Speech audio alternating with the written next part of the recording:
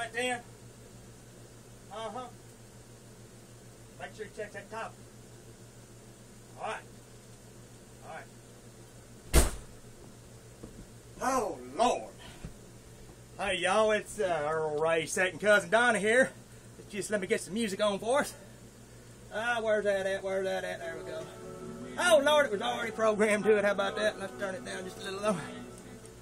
Alright, y'all, I know y'all was expecting maybe a recoup from the other one, but you don't come to think of it, it ain't been that long. So let's clear up any confusion for those of y'all who missed the last little episode. On the propane preparation, Earl Ray and I was sitting there messing with the tank, and we got a little pinhole in it, and long story short, I burnt the shit out of my face. So I got, it's probably going to be a lifelong thing. At least I didn't lose any of my ears, but I got a pretty bad knock there on my left eye. Anyhow, if y'all seen that episode, you already know. And I hope you did, because it was a good, passionate political thing, man. We're going to leave it alone, though. We're going to go on to this one. So, since I'm homebound for probably another month, we're going to do some things where, Lord, y'all have to forgive me. It is hot as piss in here today. I'm probably going to scoop this thing back over here in the kitchen. Y'all ought to still be able to see me, but I'm going to be in the other room, because that's where the main part of the area is, okay? And, whew, it's hot. Oh, Lordy. Give me a second longer, I'm going to step over here and grab a beer.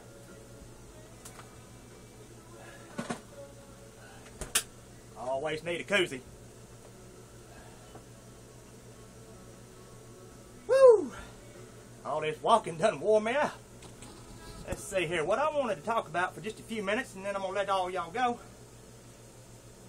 is I had forgotten that my daddy was a prolific writer. They say, I don't necessarily know what that word means, but I've written for years. You know, I journal stuff, and I write it down. Mainly notes on how to remember to do things, like how to tie a tie when I'm going to church, or how to get to the church, or hey, don't forget to buy a Bible.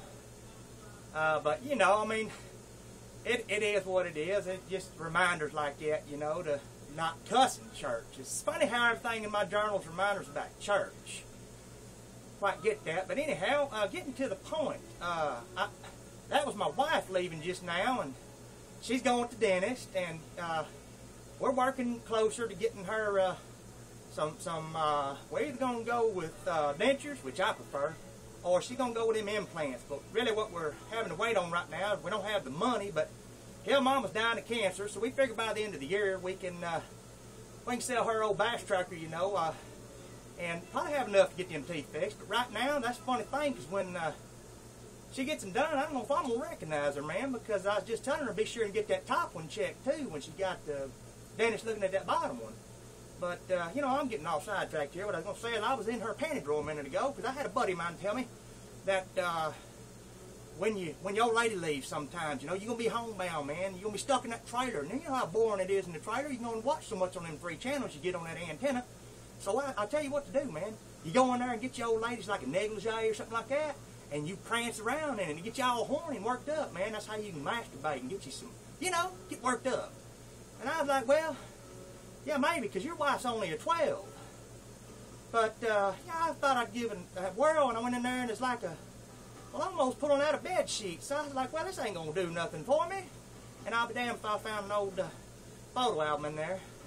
And it had some of my daddy's old clips and stuff from back when he wrote me when I was younger. You know, he died about the time I was 10. I had a few years there out of the penitentiary. I got to know him well, you know. Of course, my daddy went down before I was ever even able to walk. But, you know what? It was funny because I was just, it's kind of tucked away, and I was sitting there reading one, you know, and it's like, it's funny because it just said, I'd forgotten how loving he was, you know, just a nurturing man, and it all through writing, because I never did get to see him. I was too little to go visitation and stuff. Mom always said it's too far to drive anyway.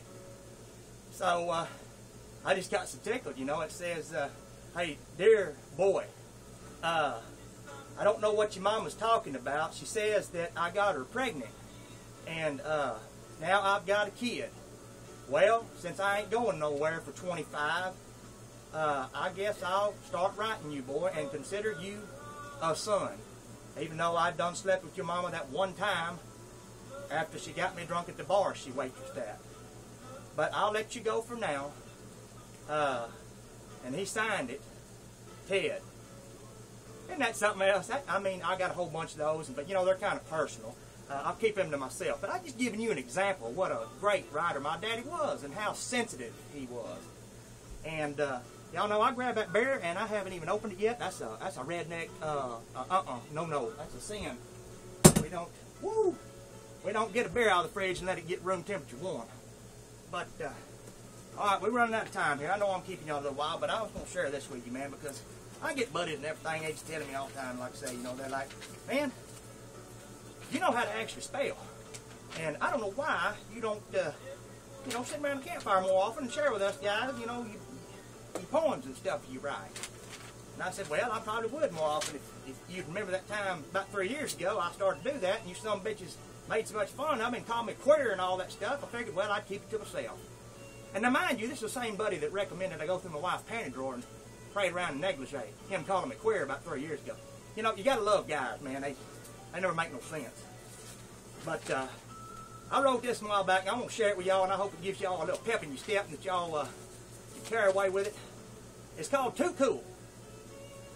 It said, I'm cool like that, with a tip of my hat. I just walk by and smile.